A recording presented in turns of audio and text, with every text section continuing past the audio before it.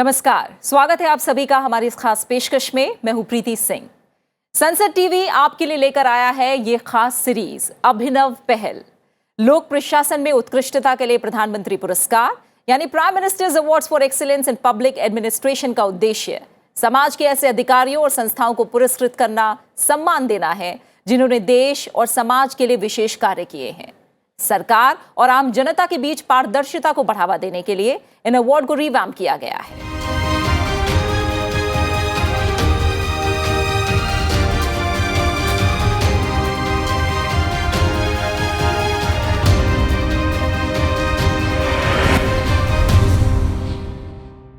इन awards के पीछे का मूल मंत्र अधिकतम शासन न्यूनतम सरकार यानी मिनिमम गवर्नमेंट मैक्सिमम गवर्नेंस है।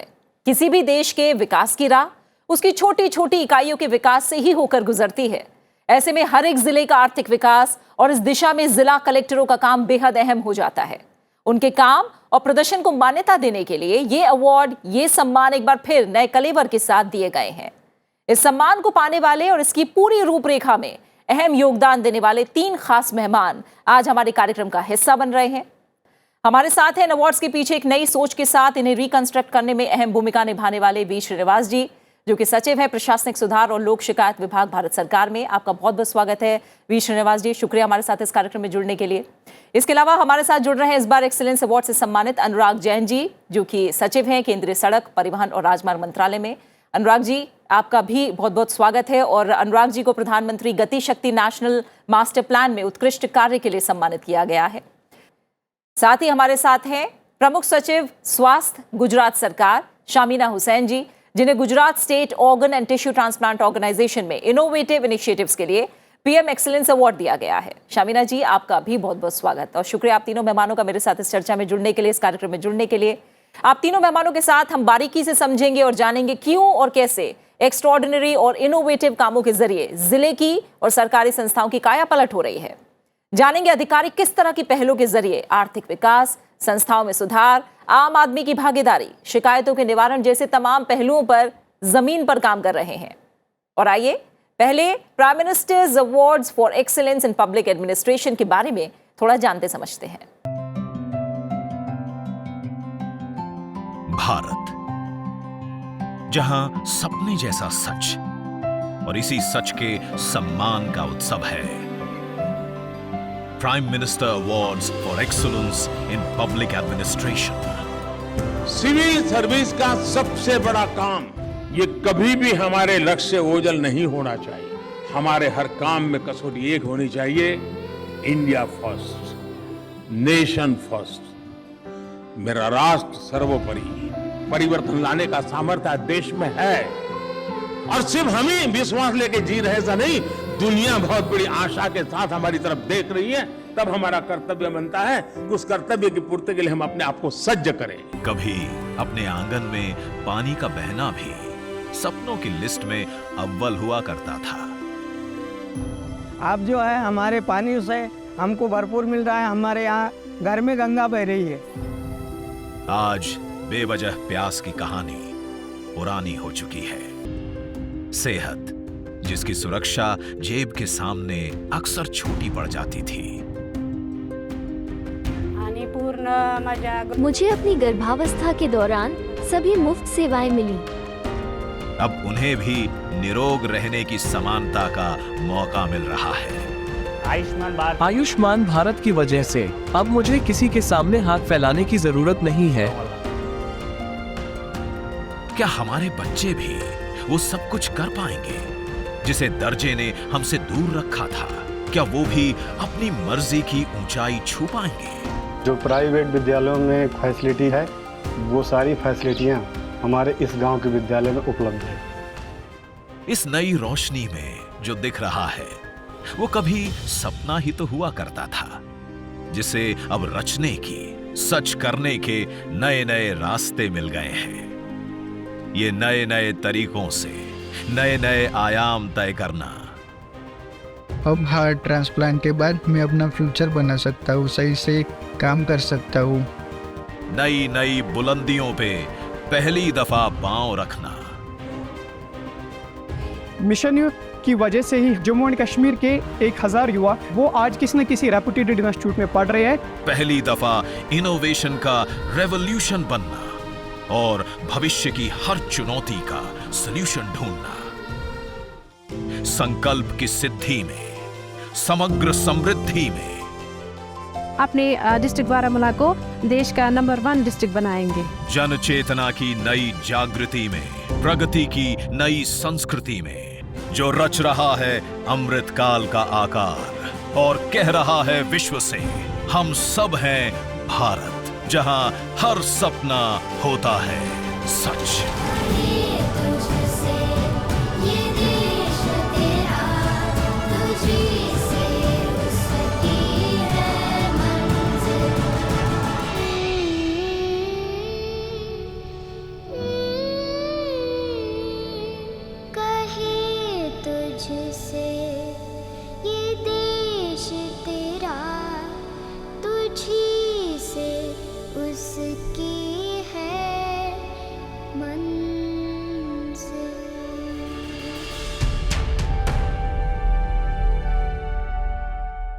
Four category awards, we had 15 winners, and the participation of the districts was nearly 97%, which is virtually all the districts of India participating and looking forward to be an award winner.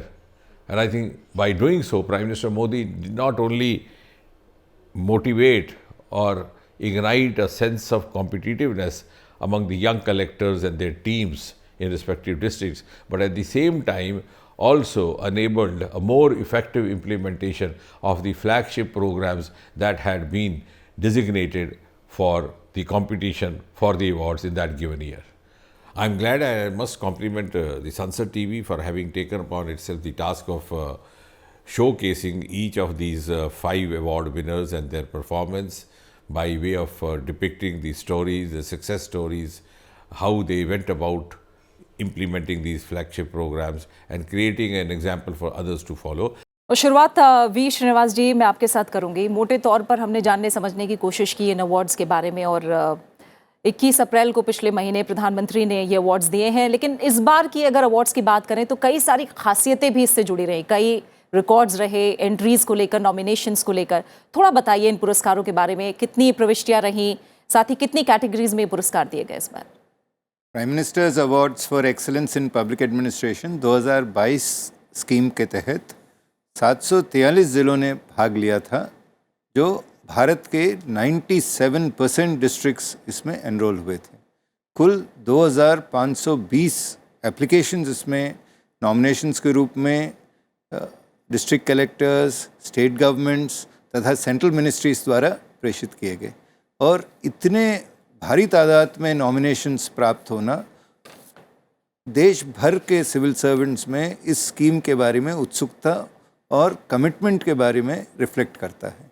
साथ ही साथ इन nominations को 3 stage committees द्वारा screen किया गया था।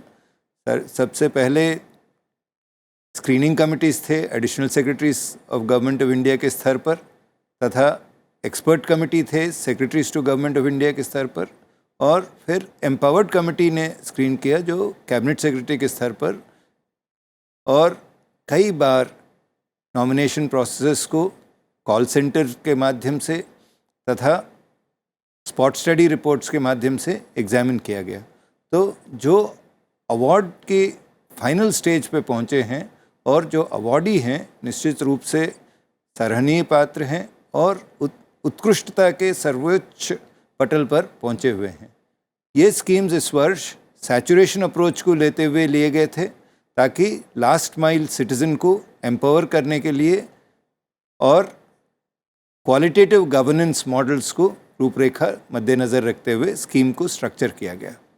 इस scheme की restructuring में माननीय प्रधानमंत्री जी ने बहुत दिलचस्पी लिया था और कई बार स्कीम के बारे में उनको प्रेजेंटेशंस दिए गए थे, और उनका यह व्यू था कि जो अधिकारी स्कीम को सैचुरेशन अप्रोच की तरफ ले जा सकता है और क्वालिटेटिव गवर्नेंस मॉडल्स दे सकता है, उन अफसरों की चयन प्रक्रिया में अहम भूमिका होना चाहिए और इनको प्राथमिकता मिलना चाहिए।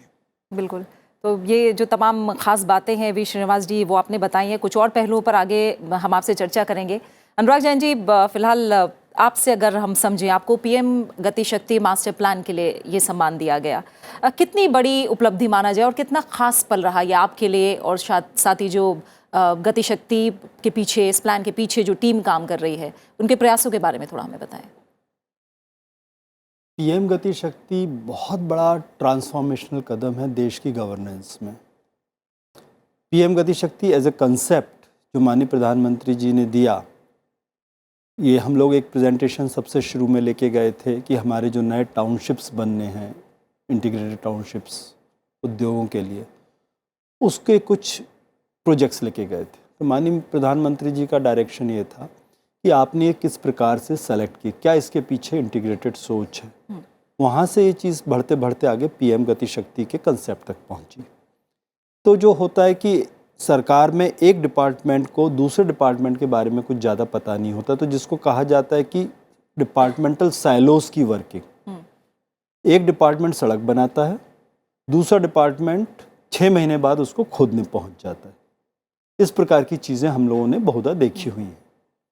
उस चीज़ को कैसे दूर किया जाए, कैसे इंटीग्रेटेड प्लानिंग की जाए, यहाँ से ये बात शुरू हुई।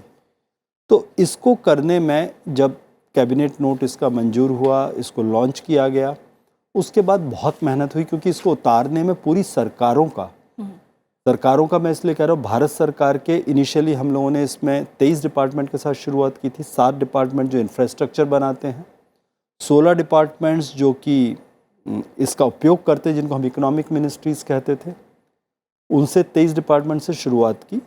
बाद में 14 डिपार्टमेंट सोशल मिनिस्ट्री वाले जोड़े गए, जब देखा गया कि ये तो बहुत उपयोगी चीज़ बन गई है, इस पे सोशल सेक्टर के डिसीजन मेकिंग के लिए उपयोग कर सकते, तो उनको जोड़ा गया। इस प्रकार से 37 डिपार्टमेंट गवर्नमेंट ऑफ इंडिया के साथ काम कर रहे हैं। इसके अलावा 36 हमारे स्टेट और यूटीज़ जो हैं देश में, उनकी सरकारों के साथ काम कर रहे हैं। हर किसी को एक बोर्ड पर लाना, एक साथ लाना, क्योंकि सारा डेटा जो है, एक प्लानिंग अच्छी तब होती है जब डेटा जितना ज़्यादा आए। तो सारे डिपार्टमेंट अपना अपना डेटा डालते हैं। टेक्नोलॉजी का उपयोग से जिस व्यक्ति को कोई निर्णय लेना है, उसे सबका डेटा उसी समय पुल इन करके तत्काल उसे प्राप्त होता है। तो इसमें बहुत ज़्यादा मेहनत हुई है। इसकी अलग अलग स्ट्रक्चर्स हैं। कैबिनेट सेक्रेटरी की अध्यक्षता में ई-गॉस होती है। उसके नीचे हमारे जो स्पेशल सेक्रेटरी लेवल के ऑफिसर्स हैं, पहले मिस्टर मीना होते थे, अभी सुमिता होती हैं। वो लोग लगभग हर हफ्ते एक राज्य के साथ मीटिंग, एक जोन के साथ मीटिंग करते थे, 5 से 6 राज्य यूटीज़ के साथ, और उसके अलावा इश्यूज़ रिजॉल्व करने के लिए हफ्ते में 2 मीटिंग करते थे। मतलब एक हफ्ते में 3-3 बार राज्यों के साथ मीटिंगें होती थी, और ये क्रम चलता रहता था लगातार, निरंतर। उस वजह से ये इस स्थिति तक पहुंची है। एनपीजी में जहाँ ये सारी मिनिस्ट्रीज़ के प्रतिनिधि एक साथ बैठ के निर्णय प्रस्तावित करते थे, वो सब बहुत कोऑर्डिनेशन से काम किया। तो टेक्नोलॉजी का उपयोग और एडमिनिस्ट्रेटिव मैकेनिज्म, ये दोनों मिलकर पीएम गति शक्ति आज उस स्थिति में पहुंचा है जहां वो पहुंच पाया है। बिल्कुल, यानी शुरू में ये बहुत बड़ा चैलेंज लगता होगा, लेकिन धीरे धीरे इस पर काम करके इसको बहुत स्मूथ बनाया गया, और आज इस मास्टर प्लान में उसको हम ज़मीन पर उतरता भी देख रहे हैं। शमीना हुसैन जी, आपको Gujarat state organ and tissue transplant organisation में उल्लेखनीय कार्य के लिए ये पुरस्कार दिया गया। जाहिर तौर पर बेहद गौरव का क्षण है। कितना खास रहा, अगर मोमेंट ऑफ अचीवमेंट की बात करें आपके लिए, पूरी टीम के लिए, जो सोटो के प्रयास रहे हैं, कोशिशें रहे हैं, उनके बारे में थोड़ा बताइए हमें।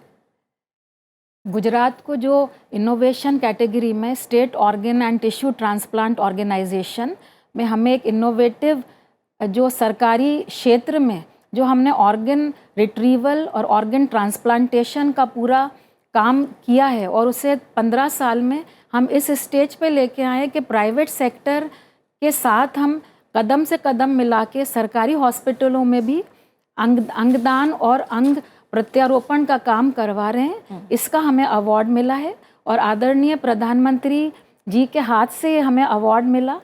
ये हमारे गुजरात राज्य के लिए बहुत गौरव की बात है, क्योंकि मैं आपको ये बताना चाहती हूँ कि ये कार्यक्रम जब हमारे गुजरात में सरकारी क्षेत्र में शुरू किया गया 2005 में, उसकी नींव माननीय प्रधानमंत्री श्री ने ही रखी थी जब वो गुजरात के चीफ मिनिस्टर थे।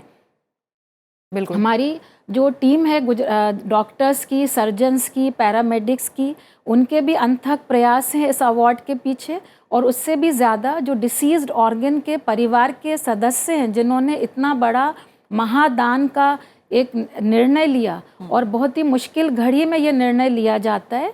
मुझे लगता है ये अवार्ड उनके लिए एक ट्रिब्यूट है। और हमारी गुजरात सरकार का जो कमिटमेंट है कि हम सरकारी अस्पतालों में एक ऐसी सुविधा को हमने उपलब्ध किया जो एक अंडर प्रिविलेज्ड आदमी हो, गरीब आदमी हो, वो सोच भी नहीं सकता। क्योंकि प्राइवेट सेक्टर में कोई गरीब आदमी नहीं सोचेगा कि वो 10 लाख 15 लाख का जाके ऑर्गन ट्रांसप्लांट करा सके। बट जैसे ही हमने सरकारी हॉस्पिटल्स में ये सुविधा दी है और एक पब्लिक फाइनेंसिंग मॉडल के साथ में दी है, तो उससे अभी हर किसी को एक्सेस है। हर एक ऑर्गन ट्रांसप्लांटेशन के लिए हर आर्थिक स्तर का आदमी रजिस्टर अपने आप को कर सकता है। अगर उसको ऑर्गन की ज़रूरत है तो उसके लिए वो एक्सेसिबिलिटी हमारी गुजरात सरकार ने दी है। बिल्कुल, और जाहिर तौर पर ये जो अनुभव है इसका तमाम और राज्य भी किस तरह से फ़ायदा उठा सकते हैं, इस पर मैं आगे आपसे बात करूंगी। इससे पहले V Srinivas ji, civil services day पर ये पुरस्कार दिए गए। सिविल सर्वेंट्स के लिए प्रधानमंत्री का जो संदेश था, मैं चाहूँगी थोड़ा बताइए उसकी क्या बड़ी बातें थी, क्या खास बिंदु रहे, और ये सम्मान कितना उत्साहवर्धन करता है, कितना प्रेरित करता है अगर सिविल सर्वेंट्स की बात करें देश में, प्रधानमंत्री के संदेश को ज़मीन पर उतारने के लिए। माननीय प्रधानमंत्री जी ने 21 अप्रैल को नेशन के सिविल सर्वेंट्स को संबोधित किया। लगभग 26,000 सिविल सर्वेंट्स इस साल के सिविल सर्विसेज डे इवेंट्स में भाग लिए हैं। और माननीय प्रधानमंत्री जी का ये मैसेज था कि अमृत काल के दौरान नया संकल्प लें विकसित भारत को बनाने के लिए, और नेशन फर्स्ट, राष्ट्र प्रथम, इस मूल भावना के साथ आप राष्ट्र की सेवा करें।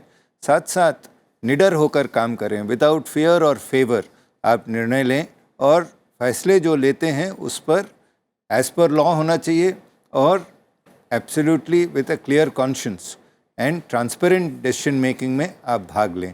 ये बड़ा प्रेरणादायी शब्द थे माननीय प्रधानमंत्री जी के, और इसको सुनने के बाद हज़ारों सिविल सर्वेंट्स ने देश को अपने सर्विसेज के लिए रीडेडिकेट किया है। और ये भी देखा गया कि रेप्लिकेशन के लिए खासकर कई सिविल सर्वेंट्स द्वारा एफर्ट्स किए जा रहे हैं। आज अवार्ड विनिंग नॉमिनेशंस को रीजनल कॉन्फ्रेंसेस के माध्यम से, नेशनल गुड गवर्नेंस वेबिनार्स के माध्यम से, तथा संसद टीवी के ये जो सीरीज़ नया शुरू किया गया है, इसके माध्यम से कई हज़ारों सिविल सर्वेंट्स इन इनिशिएटिव्स को देख पाएंगे और देखकर अभिनव पहल के रूप में अपने अपने ज़िलों में रेप्लिकेट करने की प्रयास किए जाएंगे। बिल्कुल, ठीक है। और भी कुछ इम्पॉर्टेंट पहलू हैं वी श्रीनिवास सर, उस पर मैं आपसे बात करूंगी।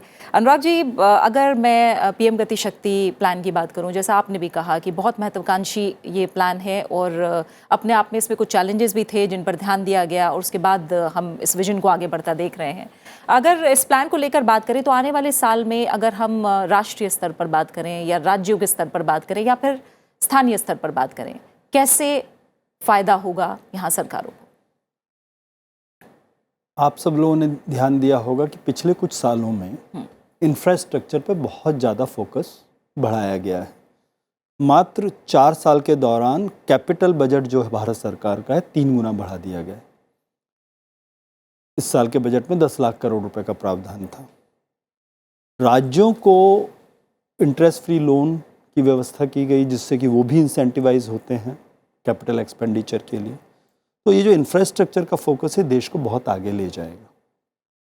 इंफ्रास्ट्रक्चर पर फोकस करने के साथ साथ कि केवल पैसे देने से इंफ्रास्ट्रक्चर सुधर जाए, ऐसी स्थिति नहीं हो सकती। ये जो पीएम गति शक्ति कंसेप्ट है, इससे एफिशिएंसी साथ में आ रही है। उतने ही पैसे में पहले जिस प्रकार से काम होता था, तो जो काम होता आज उससे कहीं बहुत बेहतर और ज़्यादा काम होएगा। जैसे उदाहरण के लिए प्लानिंग, ये planning and decision making tool है। तो सबसे पहले हमारे को उसमें नज़र आ जाता है कंप्यूटर की स्क्रीन पे कि वहाँ की ज़मीन कैसी है, वहाँ की एग्जिस्टिंग इंफ्रास्ट्रक्चर कैसी है, वहाँ सड़कें कौन कौन सी बनी हुई हैं, वहाँ पर रेलवे लाइन कहाँ से जा रही है, इलेक्ट्रिसिटी लाइन कहाँ से जा रही है, गैस पाइपलाइन कहाँ से जा रही है, वहाँ पे खनिज कहाँ कहाँ हैं। तो वो सारी चीज़ों के जानकारी समक्ष में एक ही स्क्रीन पे होने के कारण जब प्रोजेक्ट की प्लानिंग की जाती है तो उसी समय प्लानिंग के डिसीजंस जो होते हैं वो बहुत बेहतर होते हैं। हो सकता है कि ओरिजिनली जो प्लान बनने वाला था थोड़ा सा घूमने शिफ्ट करने के आप उसकी जो फॉरेस्ट क्लियरेंस की परमिशन की आवश्यकता है वो समाप्त हो जाए, तो आपका प्रोजेक्ट इम्प्लीमेंटेशन बहुत फास्ट हो जाएगा, या उसको ऑप्टिमाइज़ करके कम से कम कर लिया जाए। एक प्रकरण में देखा गया कि रेलवे लाइन जहाँ पे प्रस्तावित थी, जब उसे जियोलॉजी की लेयर उसके नीचे डाली गई तो देखा गया कि रेयर अर्थ मटेरियल उसके नीचे है, तो भविष्य में जब माइनिंग करनी पड़ती तो इस रेलवे लाइन को हटाना पड़ता। अब क्योंकि वो आज बिकॉज ऑफ दिस इंटीग्रेशन जानकारी में आ गया तो रेलवे लाइन वहाँ से थोड़ी सी हट के बना दी गई। 2 डिपार्टमेंट काम कर रहे हैं, टनल बनानी है रेलवे को, टनल बनानी है रोड को, दोनों को आपस में एक दूसरे के बारे में पता नहीं होता था। अब क्योंकि सब लोग साथ में मिलके काम कर रहे हैं, सब एक साथ डेटा उपलब्ध है, तो दोनों मिलके एक ही टनल एक साथ बना लें। मान लीजिए रेलवे की टनल 6000 करोड़ की बननी है, रोड की टनल 6000 करोड़ की बननी है, दोनों एक साथ बनाएंगे, थोड़ी सी चौड़ी टनल बन जाएगी, 12,000 की जगह देश के 8,000 करोड़ रुपए खर्च होंगे, दोनों का काम हो जाएगा। तो इस प्रकार से क्वालिटी ऑफ डिसीजन मेकिंग बहुत फास्ट हुई, अच्छी हुई है। दूसरा, ये डिसीजन मेकिंग बहुत तेज हुई है। एक डीपीआर को बनाने के लिए, प्रोजेक्ट को बनाने के लिए, जिसको हम लोग डिटेल प्रोजेक्ट रिपोर्ट बोलते हैं, टिपिकली एक प्रोजेक्ट में 6 महीने, 8 महीने, साल लग जाता था, क्योंकि आदमी वहाँ पे जाके पहले सर्वे करना पड़ता। यहाँ जो चीज़ें सर्वे से उपलब्ध होती हैं आपके पास कंप्यूटर स्क्रीन पर उपलब्ध है, तो एक्चुअल में कुछ दिनों में आप अपना पहला एक ड्राफ्ट प्लान बना सकते हैं। हालांकि उसके बाद ग्राउंड ट्रूथिंग की जाती है, तो अनुभव में देखने में ये आया है कि जहाँ 6 से 8 महीने का टाइम लगता था, उसकी जगह 2 से 3 महीने में डीपीआर तैयार हो जाए, तो आपका समय कम लग रहा है। इसी प्रकार से प्रोजेक्ट एग्जीक्यूशन में सबसे बड़ी एक समस्या होती है लैंड एक्विजिशन। लैंड एक्विजिशन में 6 से 8 महीने तो पहले ये पता करने में लग जाते हैं कि जहाँ हम प्रोजेक्ट बनाना चाह रहे हैं वहाँ किस किसान की ज़मीन है, किस किसान की कितनी ज़मीन हमें लेनी है, और कलेक्टर को उसका एक केस बना के भेजा जाता है। अब जिन राज्यों ने, ये सभी राज्य धीमे धीमे डाल रहे हैं, अभी लगभग 20 राज्यों की ये लैंड रेवेन्यू की लेयर डाली जा चुकी, बाकी राज्य का प्रोसेस चल रहा है। तो जिन राज्यों की लैंड रेवेन्यू लेयर इस प्रोजेक्ट गतिशक्ति मास्टर प्लान में ऑलरेडी डल चुकी है, वहाँ लैंड एक्विजिशन का प्रस्ताव बनने में कुछ घंटे लगते हैं कि हमने अपनी सड़क बनाई या रेलवे लाइन बनाई या इरिगेशन का डैम बनाया, तो उसका जहाँ पे पानी जाएगा तो किस किस किसान की ज़मीन डूबेगी, किस गांव का किसान है, कितनी ज़मीन उसकी जा रही है, उस सिस्टम से निकल के आ जाता है। तो इस प्रकार से प्रोसेसेस भी बहुत फास्ट हुए, तो समय की बचत होती है, quality of decision making better होती है। और बाद में देखा गया कि ये जो चीज़ इंफ्रास्ट्रक्चर के लिए शुरू की थी, इसी चीज़ को जितना ज़्यादा डेटा होएगा उतना ज़्यादा बेटर डिसीजन मेकिंग होती है। तो कुछ राज्य सरकारों ने, जैसे गुजरात की शमीमा जी हमारे साथ आज बैठी हुई हैं, गुजरात ने इसको आंगनवाड़ी कहाँ स्थापित की जाए इसके निर्णय के लिए उपयोग करना शुरू कर दिया। उत्तर प्रदेश ने अपने स्कूल की लोकेशन और किस प्रकार से ट्रांसपोर्टेशन की कॉस्ट को ऑप्टिमाइज़ किया जाए स्कूल के बच्चों के लिए, उसके लिए प्रोजेक्ट बना डाला। तो इस प्रकार से सोशल सेक्टर में भी फिर देखा गया कि इसकी उपयोगिता है, तो भारत सरकार की सोशल सेक्टर की मिनिस्ट्रीज को भी इसमें शामिल कर लिया गया। ठीक है, बिल्कुल। शमीला जी, एक बार फिर से आपके पास मैं आऊँ तो जब ऑर्गन ट्रांसप्लांट को लेकर हम बात करते हैं तो हम जानते हैं कि ये एक ऐसा क्षेत्र है जहाँ ज़्यादा से ज़्यादा जागरूकता की आज ज़रूरत है। प्रधानमंत्री ने अपने मन की बात कार्यक्रम में कई बार हमने देखा जो अंगदान की प्रक्रिया है उसे लेकर, और साथ ही लोगों को अंगदान के लिए लगातार प्रेरित किया है। जब गुजरात सरकार की हम बात करते हैं और खासकर सोटो की बात करते हैं, कैसे प्रधानमंत्री के इस विजन को साकार किया है उसने?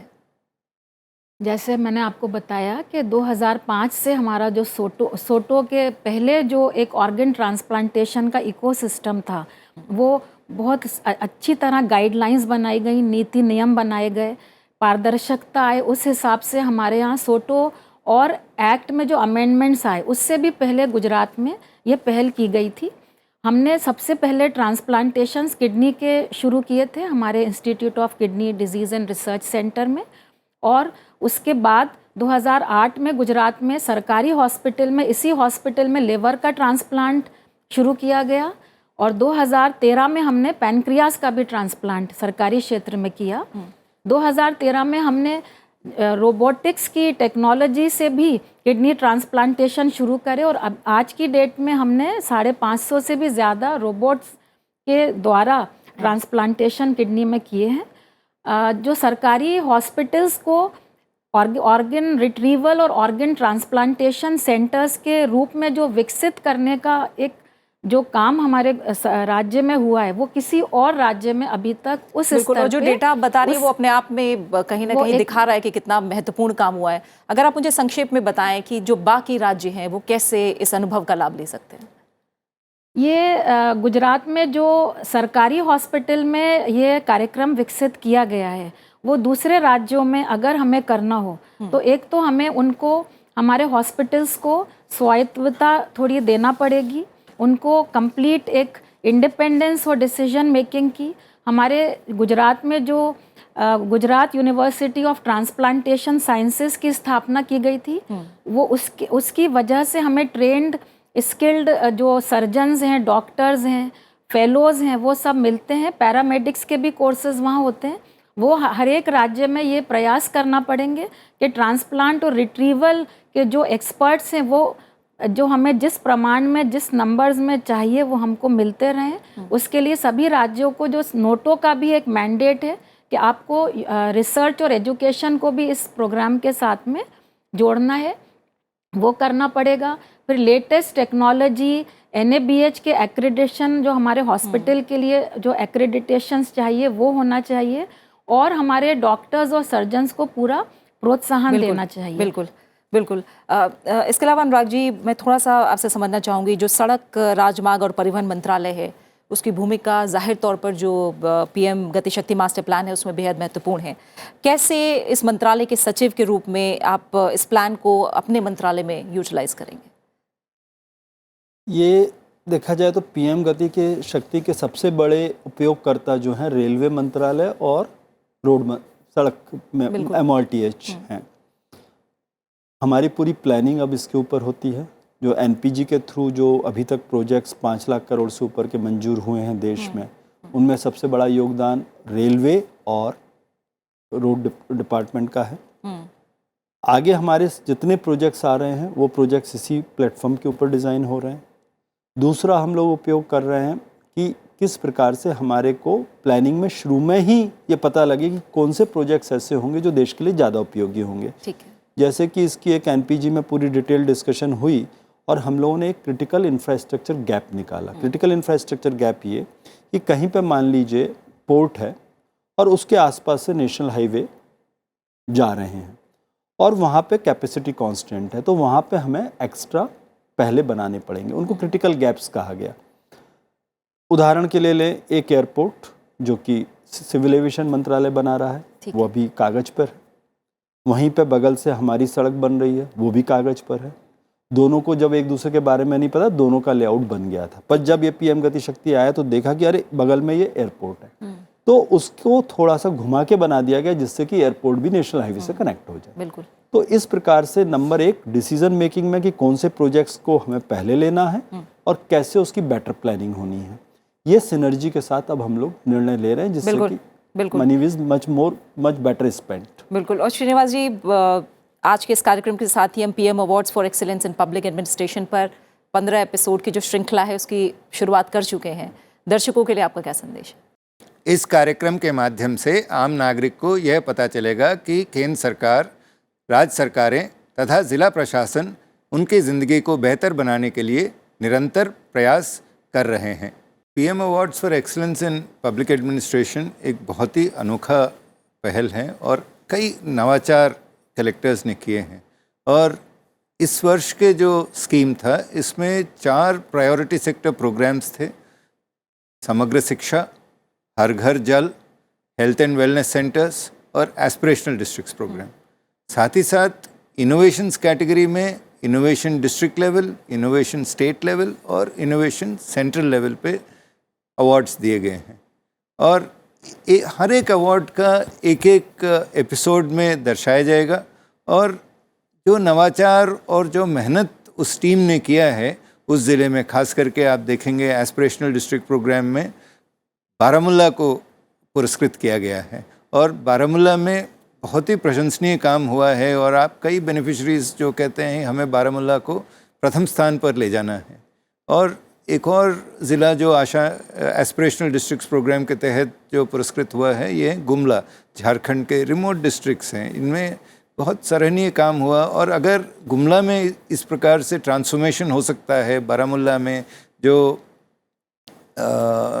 बॉर्डर डिस्ट्रिक्ट्स हैं, तो निश्चित रूप से कई अन्य ज़िलों में जहाँ पर फैसिलिटीज़ बेहतर हैं और जहाँ पर मोमेंटम ज़्यादा है, इनमें निश्चित रूप से काम इससे भी अच्छा हो सकता है। इसी के साथ जो समय है वो यहीं पूरा हो गया है।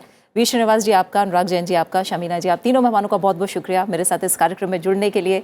और इसी के साथ इस खास पेशकश पे फिलहाल इतना ही। पीएम एक्सीलेंस अवार्ड पर ये सीरीज आगे भी जारी रहेगी। अपने उत्कृष्ट योगदान और काम के लिए सम्मान पाने वाले पुरस्कार विजेताओं से हम आगे की सीरीज में चर्चा जारी रखेंगे और जानेंगे कि कैसे उनके अनुभव और इनिशिएटिव, जो इनोवेटिव इनिशिएटिव्स हैं, उनका लाभ बाकी राज्य और जिले भी ले सकते हैं। आप इस कार्यक्रम को हमारे YouTube चैनल पर भी देख सकते हैं। अपना अच्छे से ख्याल रखिए और मुझे दीजिए इजाजत। नमस्कार।